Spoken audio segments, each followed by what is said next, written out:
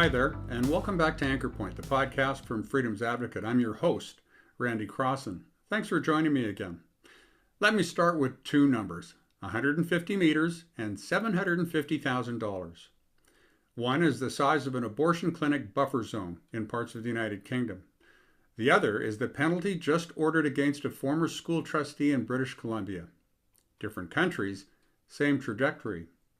In the UK, buffer zones prohibit certain activities within a set distance of abortion facilities, as do buffer zones in Canada. But enforcement hasn't just targeted protest or obstruction. There have been cases where individuals standing silently were approached by police and asked what they were doing.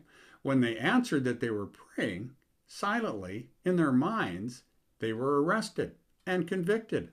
No signs, no confrontation, no blocking access, just silent prayer. When the state starts evaluating what's happening inside your head based on where you're standing, that's not crowd control, that's thought control.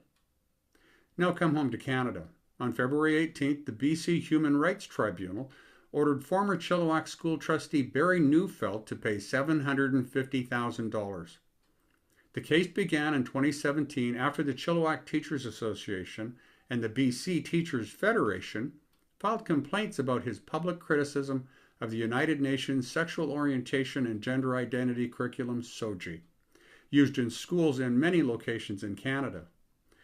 The tribunal reviewed Facebook posts, emails, speeches, and media comments. It ruled that 6 of his publications exposed LGBTQ people to hatred or contempt, and that 24 of 30 comments examined were discriminatory. The remedy? $750,000, distributed among LGBTQ class members, additional costs, and a cease and refrain order prohibiting similar expression in the future. The tribunal called the amount reasonable, if not modest. It also stated that if someone does not believe gender identity is separate from sex assigned at birth, they do not believe in trans people, and this amounts to existential denial. That's not regulating conduct, that's defining acceptable belief. You may disagree with Neufeld's views, many do. That's not the issue.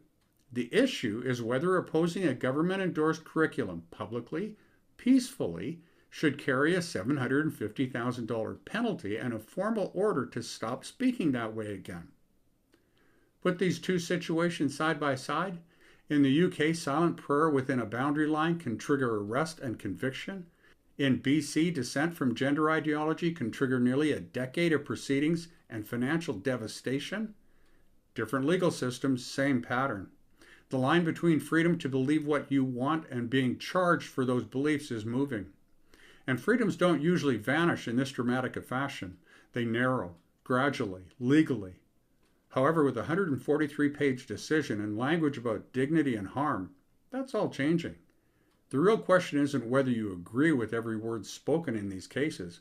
It's whether you're comfortable with government deciding which beliefs are acceptable and attaching penalties when you get it wrong. Because once belief itself becomes actionable, freedom is no longer a right, it's a permission. If this is all new to you, email us at freedomsadvocate.ca and let us know your thoughts. If you know others who value our rights and freedoms, forward this podcast to them. If you know others who don't know this is going on and would be shocked to find out, forward this podcast onto them.